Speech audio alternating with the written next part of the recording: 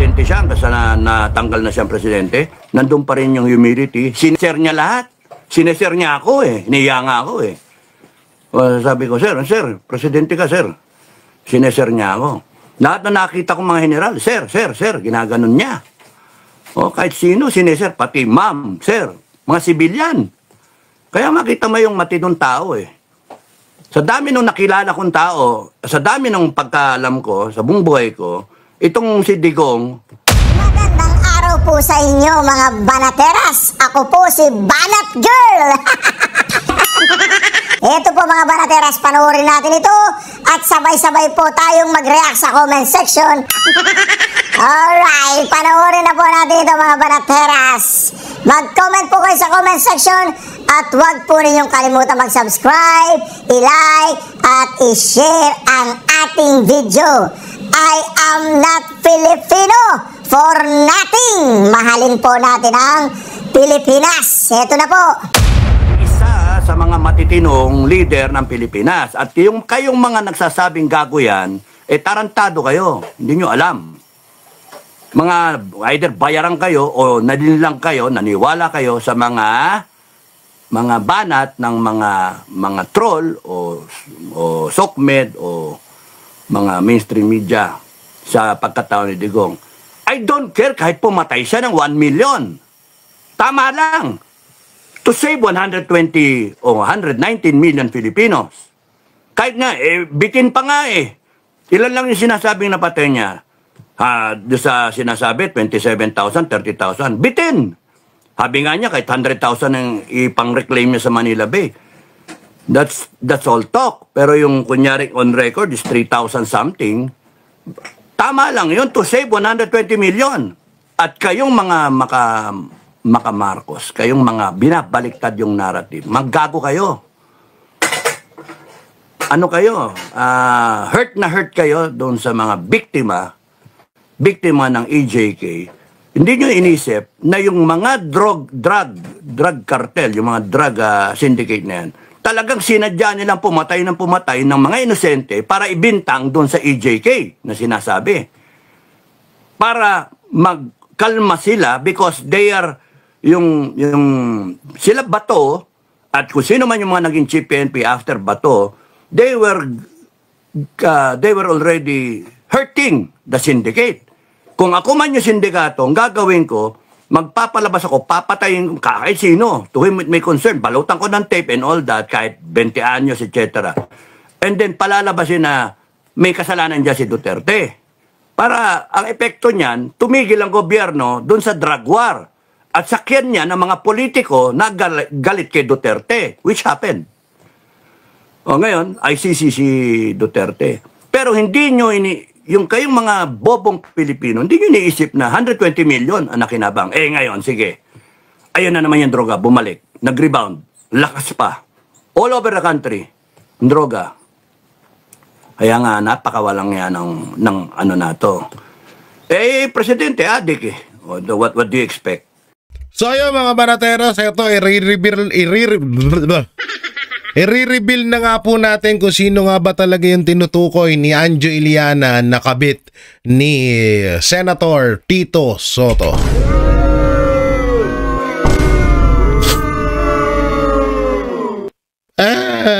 Ano daw? Ito po, hindi po ito isang prank at pinag-isipan ko din to ng matagal. Kasi hindi rin naman din iba sa akin si Tito Sotto, syempre.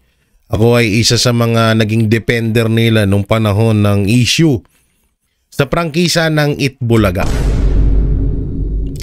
At isa din ako sa mga vlogger na talagang nakipag-ano sa kanila. Nakisimpatya at nagtanggol laban sa mga fake news, laban sa Tito Vic and Joey. At para makuha din ang titulong Itbulaga na deserve naman din talaga nila.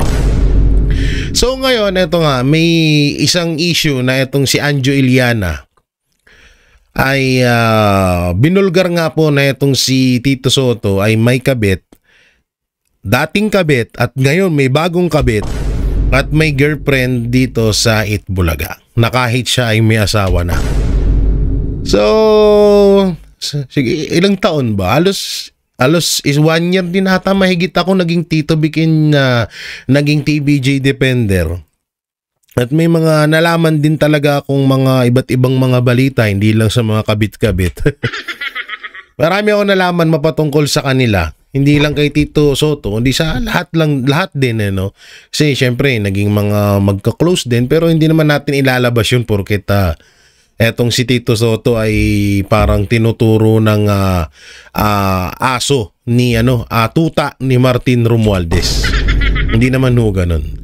Pero dito, bibigyan ko kayo ng mga clue at baka pag nangati ang aking kamay, maklik ko ang picture at maipakita ko sa inyo kung sino nga ba yung tinutukoy ni Anjo Iliana. Pero mahirap din to kasi pwede tayo dito makasuhan, 'di ba? Alam niyo naman 'yun, pero gagamitin natin ng safe na pamamaraan para hindi tayo makasuhan. So syempre bago natin to simulan i-like and share nyo ang video nito at para mapanood pa po na iba pa nating mga kababayan. So dito muna tayo bago tayo mapunta doon sa issue na yun. Bago natin i-reveal kung sino nga ba yung babae na yun, dito muna tayo kung saan nga ba nagsimula ang lahat. So dito sabi ni Anjo Iliana, Tito Soto, umapela sa mga media na huwag pansinin si Anjo Iliana. Ito na kasi yung panahon na sinasabi na nga ni Anjo Iliana unti-unti kung sino nga ba talaga yung jowakers ni Tito Soto. Singkit ba siya? Morena? Ay.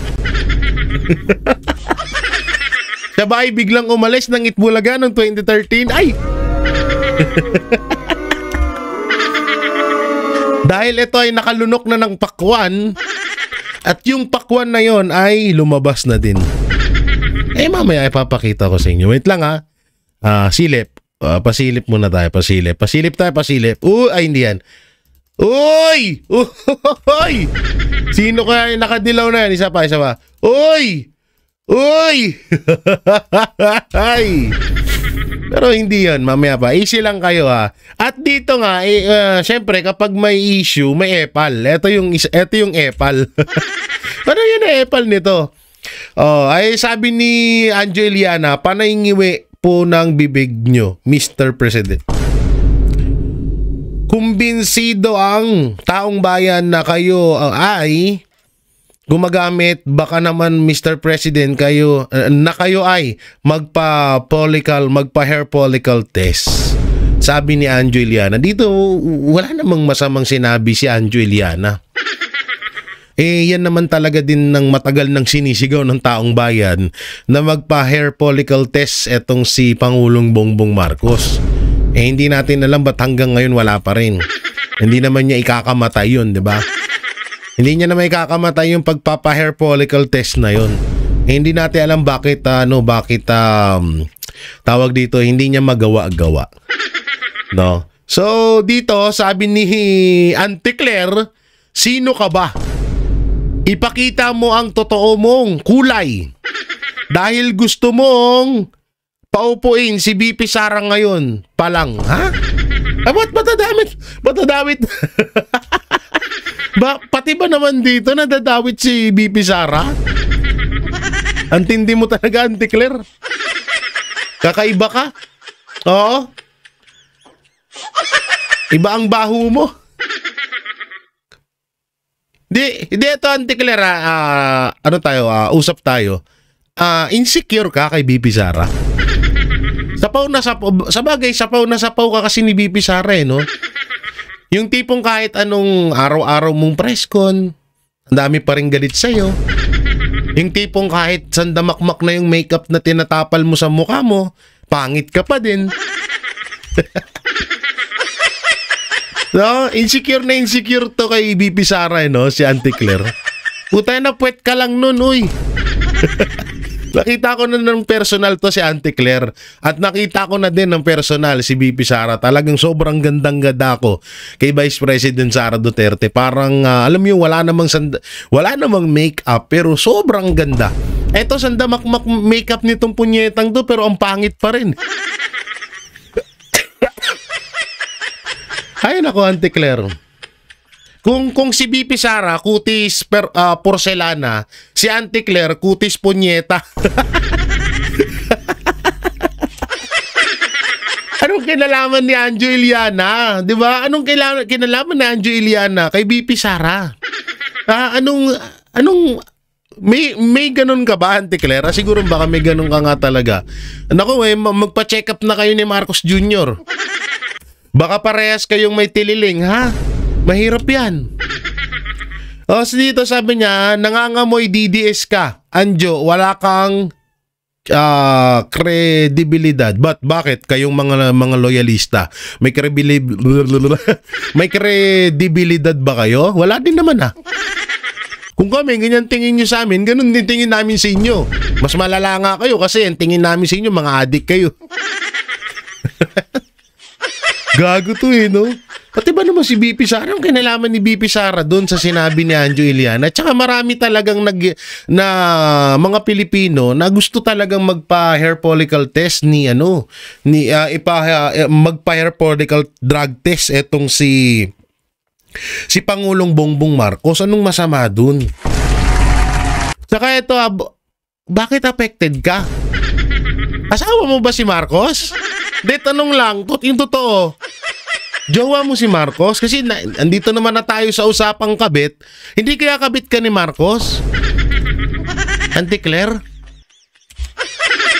Sabagay, si Marcos hindi pumasayang kay BP Sara. Puta, ikaw ba na may itsurang ganyan? Papatulan ni BP Sara ba naman yan? Ikaw, pwede. Bilyonaryo naman si Bongbong. Tapalan lang ng pera yung mukha mo, bigay ka na. No? Hindi siya pang babastos kasi ako'y nagtatanong lang may gusto ka kay Marcos Jr.? Kasi parang ikaw yung pumalit kay Lisa Araneta Marcos, parang asawa mo na siya. Tanong lang, yung hotdog ni Marcos, ngumingiwi din ba? Gumaganon din ba? Tumatagilid din ba siya? Ay naku, Auntie Claire. Pati ba naman gusto mong paupuin si BP Sara? Gusto mo namin paupuin? Oo, matagal na. Pero anong connect ni Anjo Iliana kay BP Sara? Napakatulonggis mo talaga. Ay nako, tsaka ito wala na ba tayong karapatan ng mga ordinaryong Pilipino na magtanong kay President Bongbong Marcos? Kasi eto, kung babasahin nyo, panay ang ngiwi nyo po ng bibig nyo, Mr. President. Kumbinsido ang taong bayan na kayo ay gumagamit. Baka naman po, Mr. President, na kayo ay magpa-hair follicle test. Nagtatanong siya. Sa'yo bintang eh. Akala ko ba lawyer to? Di ba alam nila yung bintang sa nagtatanong? Ba't hindi niya alam? Ayop talaga, umepal lang no? Ay, naku po, Auntie Claire. So dito, ito nga, si Tito Soto ay nagpahayag na rin. Sabi niya, Senate Press Tito Soto, nananawagan sa media na huwag nang pansinin ang mga sinasabi ni Anjo Iliana. Sabay wag na, no?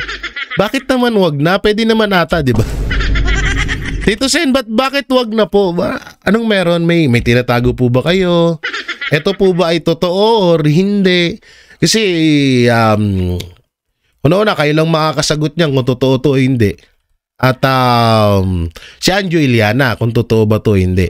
Ngayon, bakit mo kailangan utusan ang media na wag pansinin si Anjo Iliana? Una-una, ano niya ho yun? Opinion niya yun. So wala naman natadong masama, di ba? Di ba? Wala naman natang masama doon dito, Sen. Bakit ganun? Ba't parang papatahimikin mo? Ha? So, ewan ko ba kay Tito Sen, no? Parang biglang natakot si Tito Sen eh. So, inuutusan. Kaya mo na pala utusan ng mga media ngayon. Na wag nang pansinin. Kaya yung sinasabi nila na bato-bato sa langit, wag ka sanang magalit kapag tinamaan ka na. So issue kasi to at kung talagang hindi to totoo, dapat wala kang kinakatakutan at hindi mo na dapat sabihin itong wag pansinin ng media yung mga sinasabi ni Anjo Iliana kasi alam mo sa sarili mo na malinis ka, 'di ba? So hindi mo dapat parang pigilan mo yung mga tao na wag niyong pansinin si Anjo, hindi totoo 'yan. Hayaan mo na ang taong bayan na mag-observe tuloy, mag-isip kung totoo ba yung sinasabi ni Anjo Iliana o hindi. Hindi mo dapat kontrolin or hindi mo dapat manduan. O kung hindi naman totoo yan, ba't parang affected ka? Ako yung nagtatanong lang din, ha? So dito, ito pang isang katanungan ko kay Tito Soto. Ito, mapatungkol, total, nandito naman na tayo sa issue niya, isama na natin to. Soto at Romualdez magpupulong ukol sa Blue Ribbon hearing. Ha?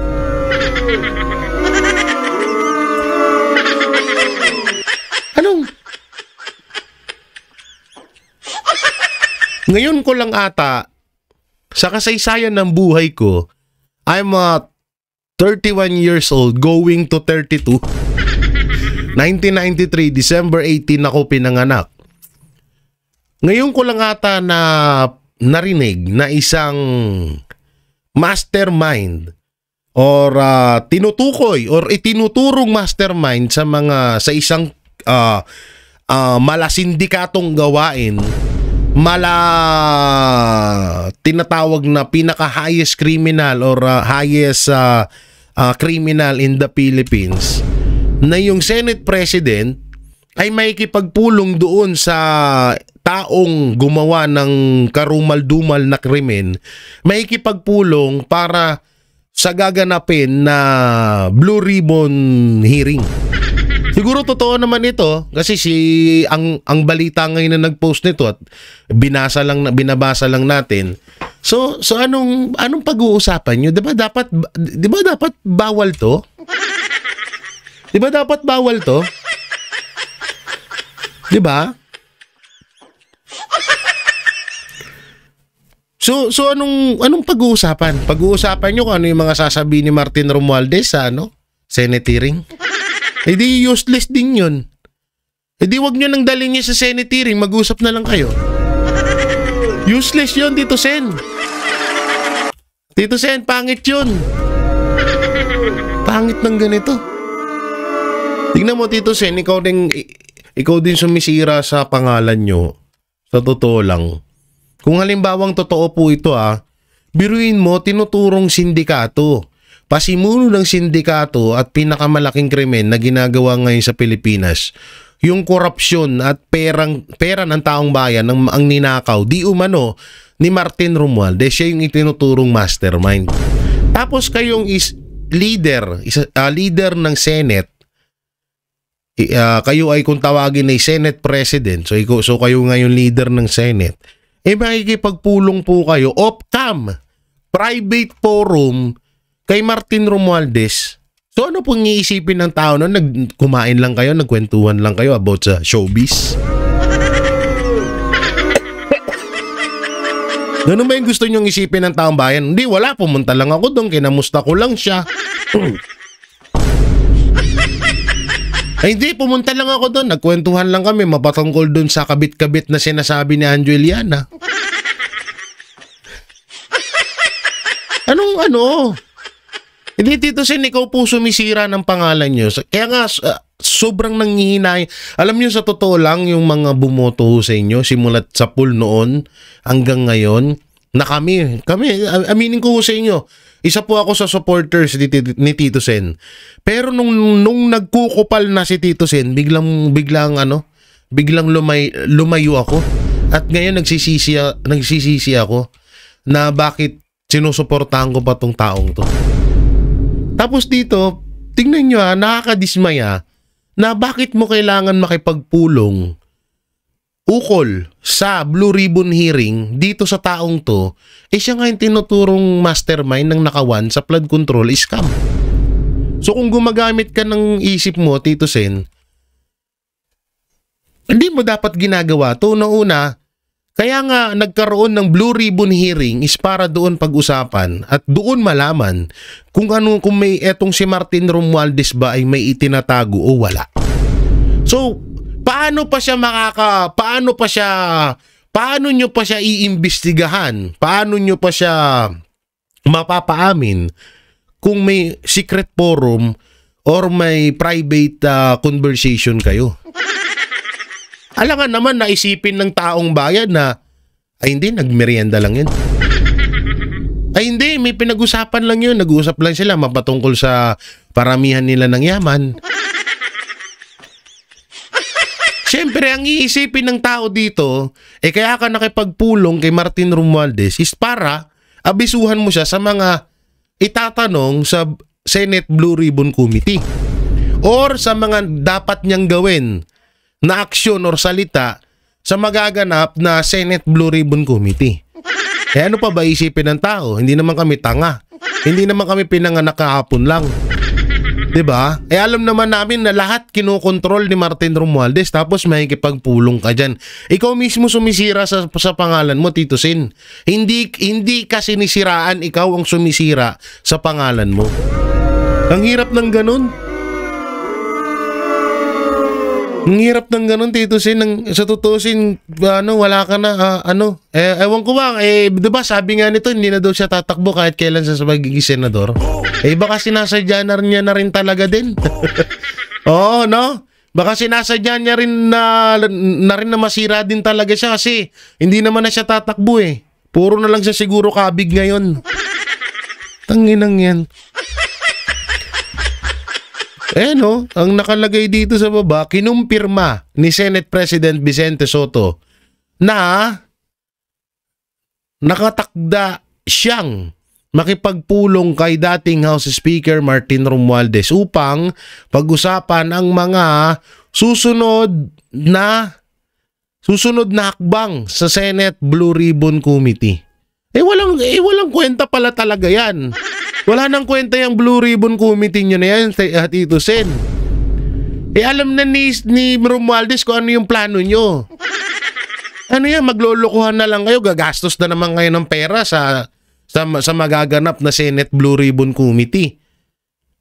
Pera ng taong bayan yung gagastusin doon. Tapos yung mga katanungan, kung halimbawang dumaluman si Romualdez, kung halimbawang dumaluman to, alam niya na yung mga isasagot niya. Nag-usap na kayo eh. Wala to. Laglag ka dito. Wala talaga, no? Sayang to si Tito Soto, no? Sa totoo lang, no? Wala tayong magagawa. Ginusto niya yan eh. Eto naman, dito naman tayo sa the best president ever. Best president ever. PBBM nananawagang gawing simple lamang ang pagdiriwang ng Pasko bilang pakikiramay sa mga nasalanta ng bagyo.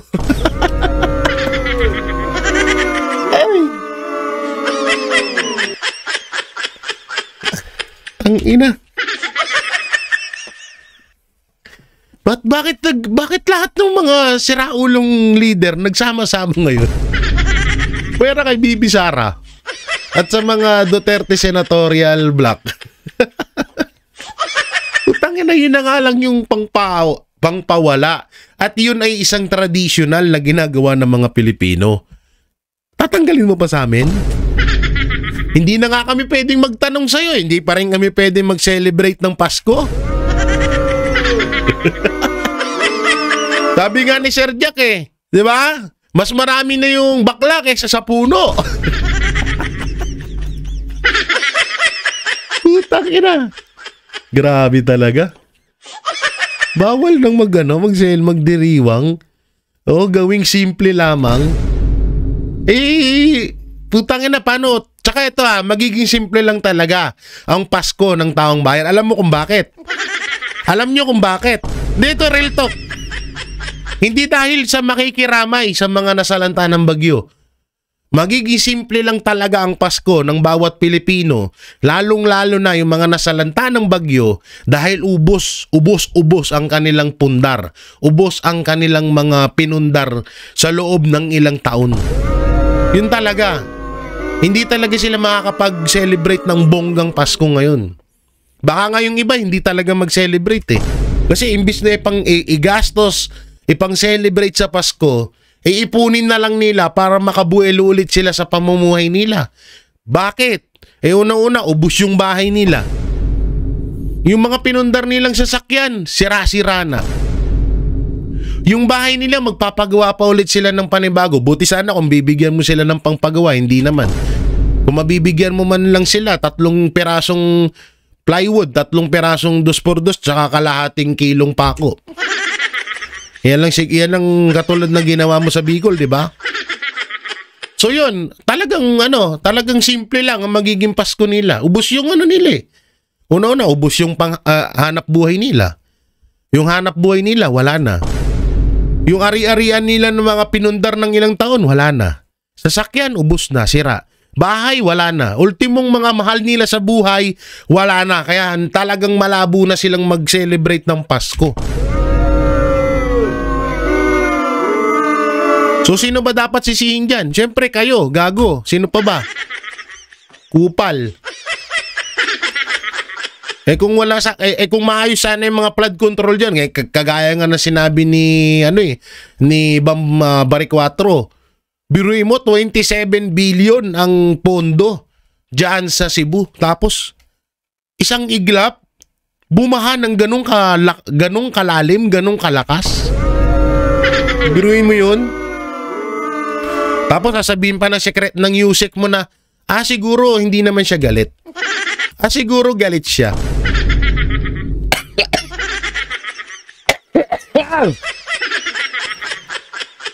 Tanginang mindset yan eh, no? Di minsan ako naiiyak na nga lang ako pag pag nakikita ko yung mga kababayan natin, lalo yung nangyari sa Cebu, tas yung nangyari sa Lindol, hindi pa nga nakakaahon dun sa Lindol, sinundutan naman ng baha. Puta na, matindi pa to sa sunog eh. Yung pagbaha, pasensya na kayo, kumakatila-lamunan ko. Eto, may virus eh. Mas matindi pa sa sunog tong baha. Yung sa sunog, makakaligtas ka pa, lumabas ka lang ng bahay eh. Dito, wala kang pupuntahan eh. Paglabas mo ng bahay, rin ka ng tubig. Baka may mga buaya pa dyan. Tayo na, inuubo ako, hayop. Saglit lang, inom lang ako ng vitamin salt.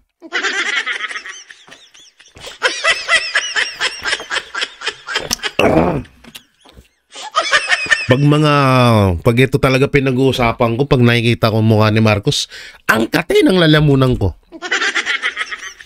Hype na yan. Ngayon, grabe, simplehan lang ang pagpasko. Ewan ko sa'yo. Bahala ka nga. Ito yung ginawa niya pagpunta ng Cebu. Ayan, naka-helicopter. Sarap ba dyan sa Impapawid? Kamusta naman dyan sa taas? Sabi ko sa inyo, bibisitahin kayo ni Pangulong Bongbong Marcos eh. PBBM binisita sa Cebu para personal na magpaabot ng tulong. Paano ka makakapagpaabot ng tulong? Nasa helicopter ka? Tanga ka ba? Tanga ka pala eh. Papaabot ka ng tulong, nasa helicopter ka. Paano mo makikita yung kalagayan ng mga tao doon? Paano mo sila makakausap? Kung ano yung tulong na kailangan nila, nasa helicopter ka. Diba? Okay sana yun, nagbangka ka na lang, may mga speedboat naman dyan. Diba? Ayun, hindi kasi katwiran, hindi mas makita doon sa Impapawid eh. Tsaka isasabay yung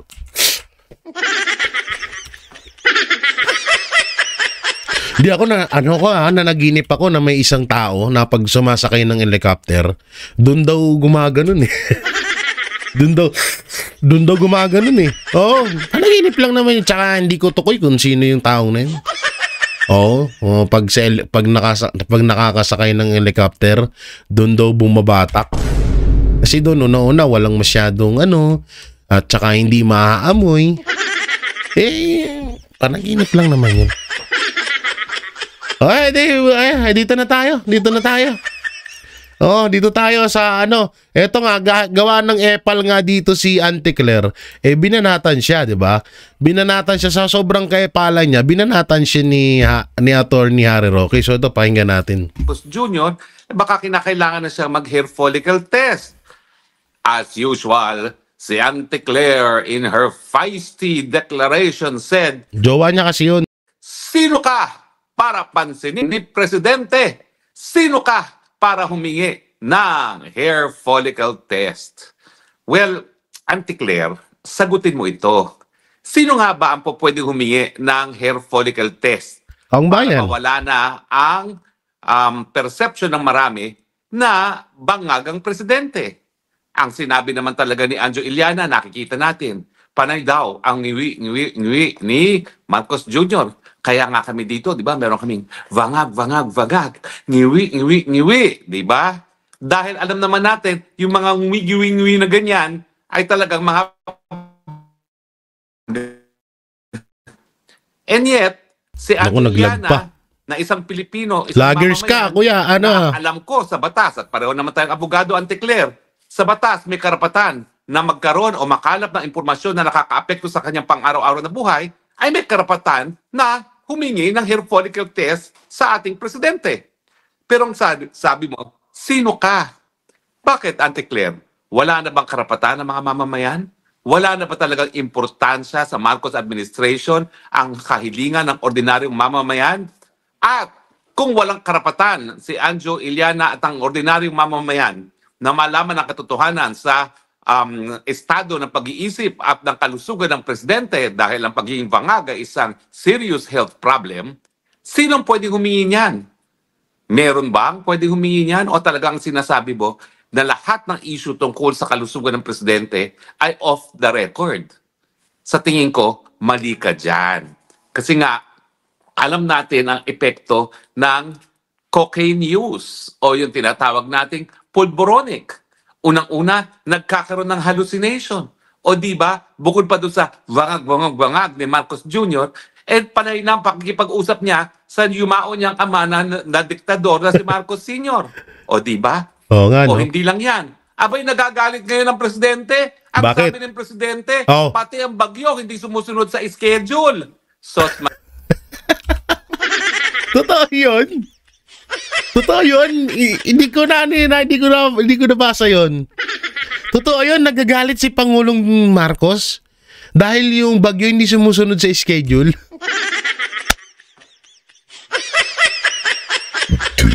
Busog ba? Putang ina. Iba ka. Ang galing mo. President Bongbong Marcos. Ang sobrang galing mo talaga.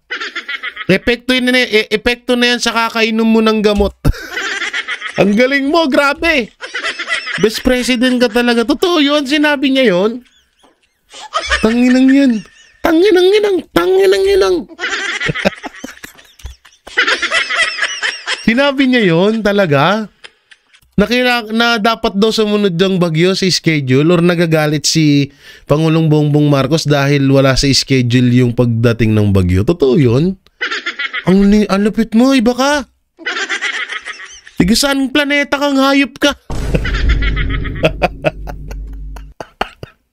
Utang ina. I-schedule yung bagyo.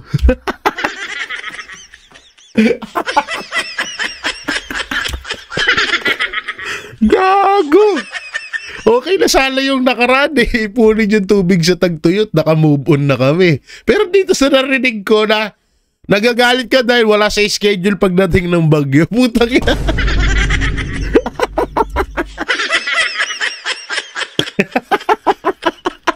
Baliw ang puta. Gago. Gago ka ba? Ang sakit ng pangako. Gago, inulakas ng tama mo, pre. Ulitin nga natin. Totoo to. Di ako makapaniwala, gago. Lakas ng tama niya. ito ng cocaine use o yung tinatawag nating pulboronic. Unang-una, nagkakaroon ng hallucination. Hallucination. O diba, bukod pa doon sa bangag ni Marcos Jr., And panay na ang pakikipag-usap niya sa yumao niyang ama na diktador na si Marcos Sr. O yun pa, yung pag ano, no, yung kinakausap niya daw yung tatay niya, gabi-gabi daw, oh. So okay yan, naiintindihan natin kahit papano kasi multo, baka ganun nga. Baka may third mouth siya. Ay, may third eye pala, di ba? So, ano, baka nga naman, baka, pero ito. O di ba? O hindi lang yan. Abay, nagagalit ngayon ang presidente. Ang sabi ng presidente, pati ang bagyo hindi sumusunod sa schedule. Sos Mariosep, kasalanan ng bagyo, yung mga namamatay, yung 66 na namatay sa Cebu dahil sa napakatinding Gago!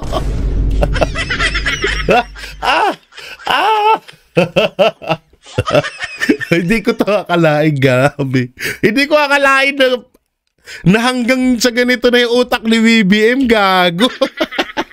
Nagagalit sa bagyo dahil hindi na schedule.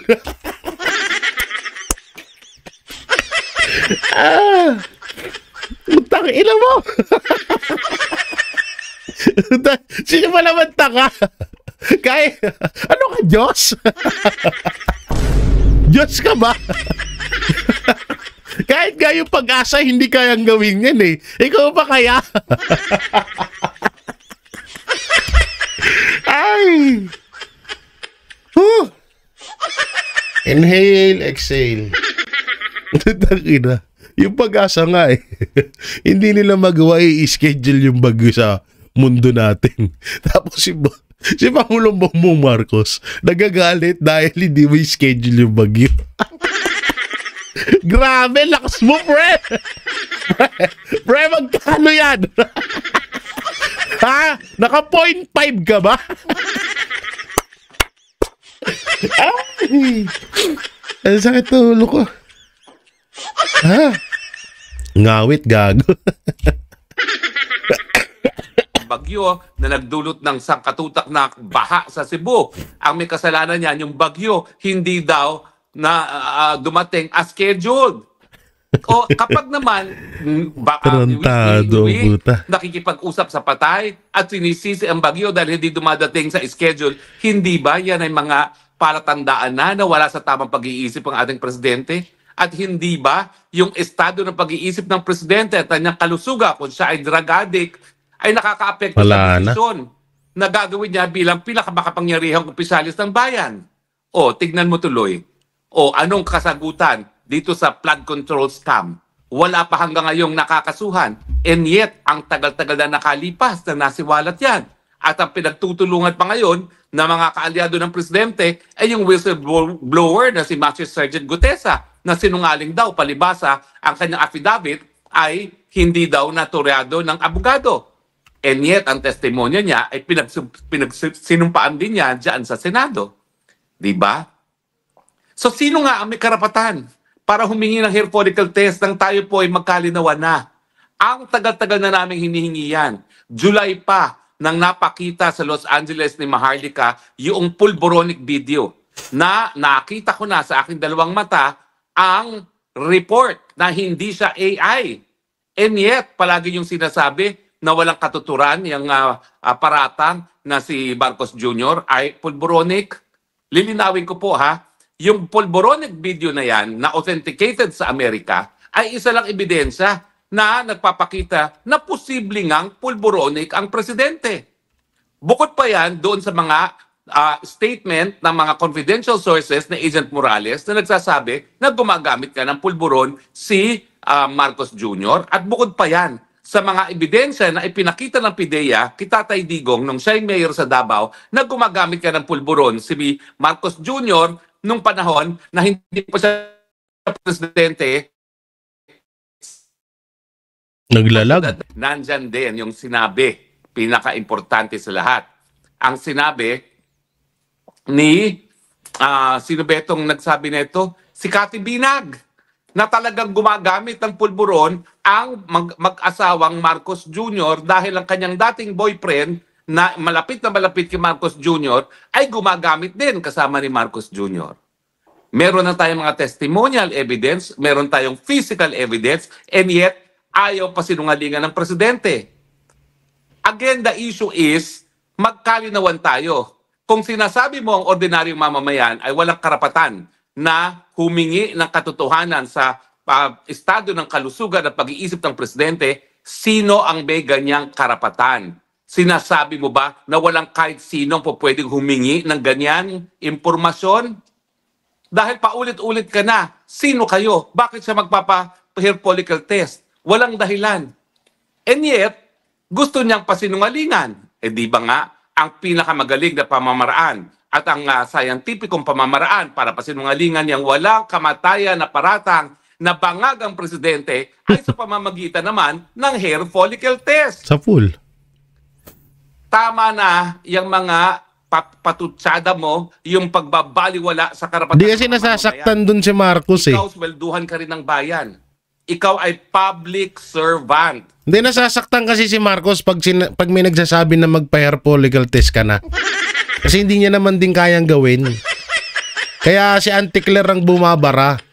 Oo, kaya kung ano lang pinagsasabi ni Auntie. Pati si Auntie Claire, may isip mo wala na rin sa katinuan eh. Dapat pinagsisilbahan mo ang mga mamamayan, hindi kinukutya kapag sila ay nagtatanong sa mga bagay-bagay na nakakaapekto sa kanilang pang-araw-araw na buhay. Tama.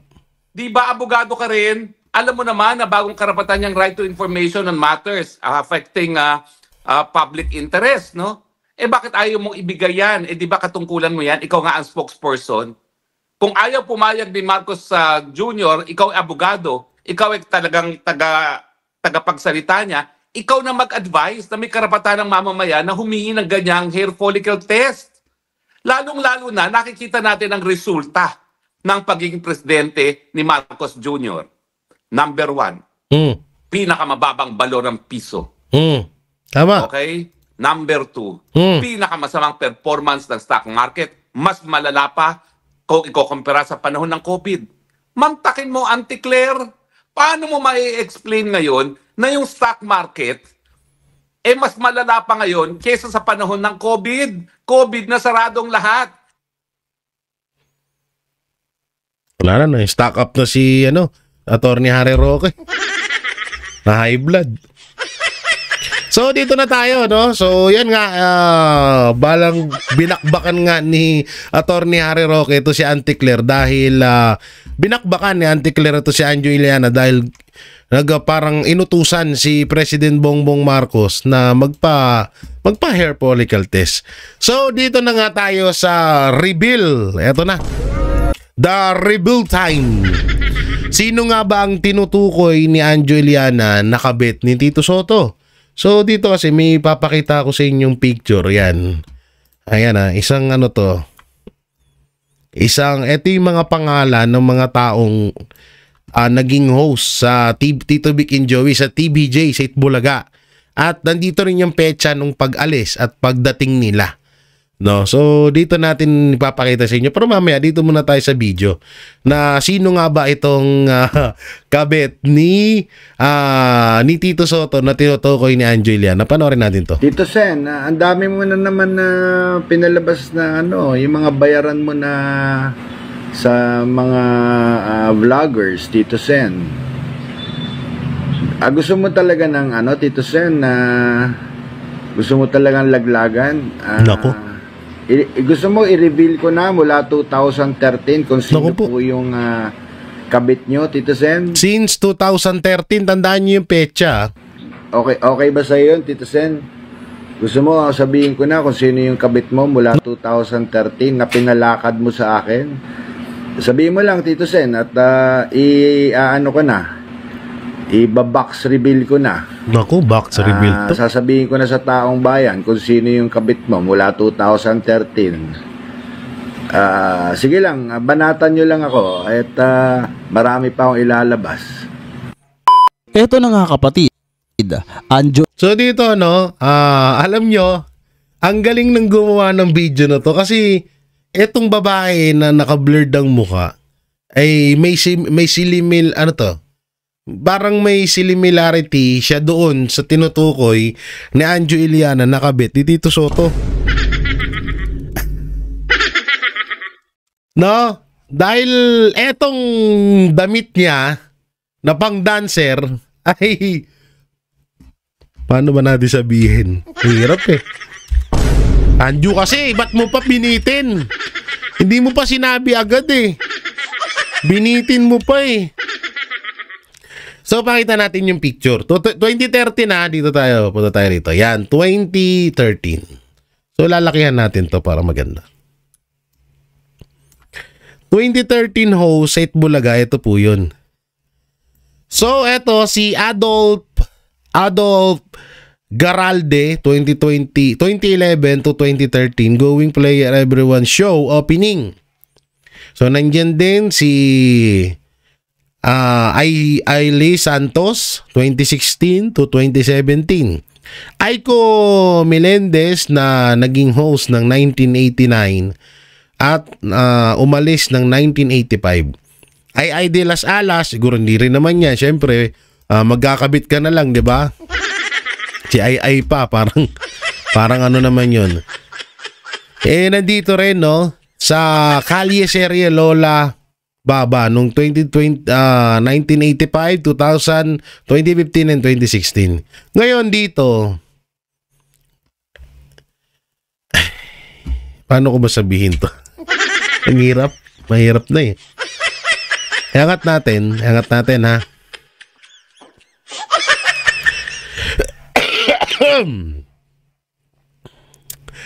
Dito kasi, andito na siya eh. Andyan yung babaeng tinutukoy ni Anjo Iliana. Diba? Andito yun eh. Hindi ko lang matukoy ng gusto. Pero eto pa, may isa pang ano yan, may isang dating ngayon ay kilala na siya bilang isang sikat na host, sikat na singer, kumakanta rin siya, na dating naging host din or naging host din sa Itbulaga, na di umano ay parang nakalabit, parang nakalabit ba, banta mo ba yung ano ko? Nakalabit or parang nabastos ni Tito Soto daw noon. Nakaagad nalaman nung magulang nung babae at kaya pinaalis muna sa Itbulaga.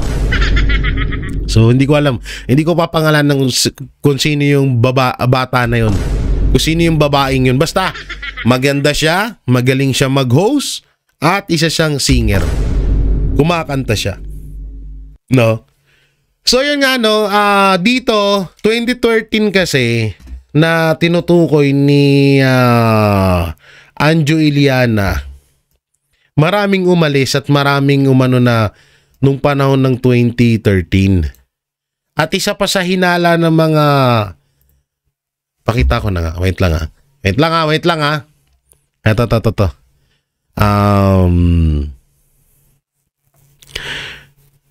Ito. Sige, ipapanood ko muna sa inyo to. Hanapin ko lang. Tumigil. 1,500 ang hawak niyang kwento at lahat ng iyon ay isisiwalat niya. Ito ay tungkol naman sa nagaganap sa loob ng Itbulaga, mga kalakaran, kwento at kung ano-ano pa. Ayon sa kanya na nakakadalawang kwento pa lang siya at napakarami pa niyang isisiwalat kung hindi siya titigilan ng mga taga-suporta ni Tito Sen. Baka pwedeng kausapin mo itong mga bata mo na hinay-hinay lang. Kasi tandaan mo, Tito Sen, ako may pasabog na naman ako. Yan na naman. Tito Sen, tandaan mo, hindi lang yung kabit mo ang alam ko, di ba? Kasi inutos mo sa akin yun eh. Ako lang ito para sa'yo eh.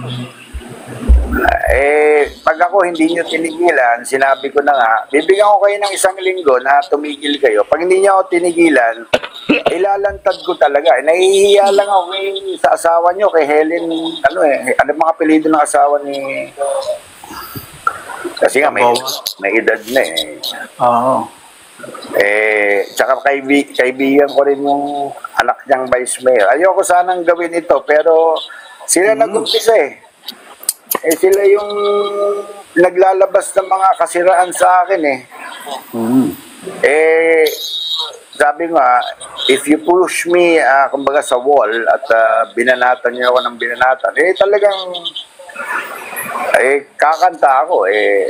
Tito Sen, Hindi lang naman yung kabit mo yung alam ko. Di ba meron kang girlfriend sa Itbulaga habang may asawa ka, Tito Sen? Naku, ano ba naman yan? At siya na po, nagtatapos. Pero bago ang lahat ng ito, nilinaw niya na hindi siya natatakot sa TVJ. Mariin niyang sinabi na may sindikato dyan sa Itbulaga at masama ang ibang mga tao dyan.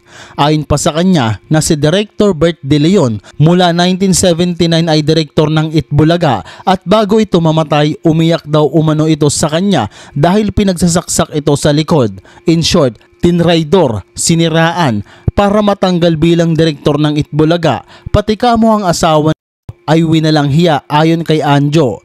Pabiro niya pang sinabi na baka kapag kinanta niya ang lahat ng nalalaman niya sa Itbulaga, baka magsara ang istasyon na ito. At ang pinakadiniin niya dito ay nagkaroon daw umano si Tito Sen ng babae na pinalakad mismo sa kanya. Hindi naman daw sana niya sasabihin ang mga ganitong bagay pero sila daw ang naglabas ng kasiraan sa kanya, wika ni Anjo.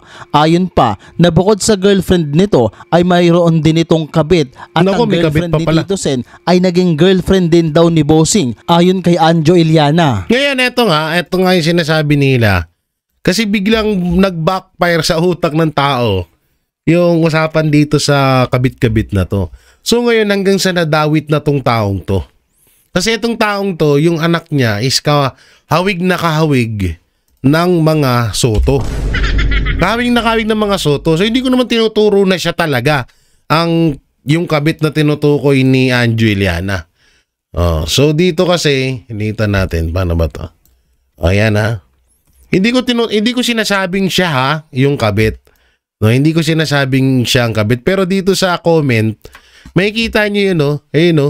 Ayun, no? Anak ba yung... Yan ba yung anak ni Vic? Ang gwapo.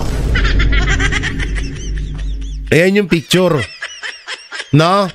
Ngayon, biglang napaisip yung mga netizen na, hindi kaya ito talaga yung tinutukoy ni Anjo Iliana at hindi talaga kay Vic Soto tong bata, kundi kay Tito Soto. Ayun yung nababasa natin at yan, hindi ko naman inedit yan, nakita ko lang. So dito